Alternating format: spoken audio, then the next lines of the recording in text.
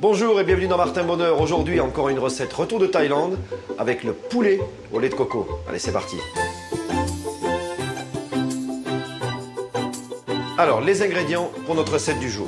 On a ici un blanc de volaille, un petit peu de curcuma, une poudre de curry fort, 2 jeunes oignons, un demi-poivron, un citron vert, un peu de coriandre, ici du lait de coco, de la crème et de la poudre de coco. Alors vous allez voir que le principe est très simple.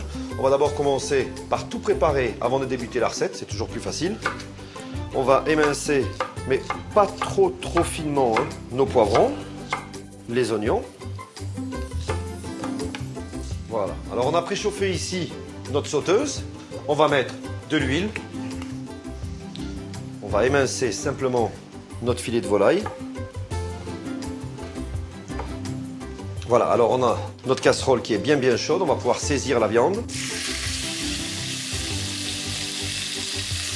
N'hésitez pas à mettre votre couvercle dessus. Ça évite les projections.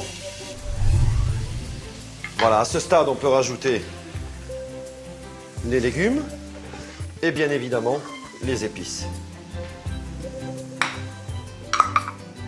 Voilà, et là c'est important de continuer à bien chauffer pour que les épices viennent un petit peu cuire dans l'huile. Ça c'est le principe aussi de la cuisine thaïlandaise. Voilà, regardez, on voit déjà que les morceaux de viande et de légumes sont imprégnés avec les épices. Voilà, une fois qu'on a fait suer pendant 5 minutes, on va rajouter notre lait de coco, notre crème, la coriandre, hop, à l'intérieur, notre jus de citron vert. N'oubliez pas d'essuyer les couteaux quand vous avez coupé un agrume, surtout si vous avez de beaux couteaux. Et on termine en ajoutant notre poudre de coco. Alors ça va donner aussi une consistance, ça va donner une liaison. Donc c'est vraiment intéressant. On n'oublie pas, parce qu'on a mis beaucoup d'épices, mais on n'a pas mis de sel, donc on n'oublie pas de saler. Voilà, et là, on va laisser mijoter jusqu'à ce qu'on ait une belle liaison.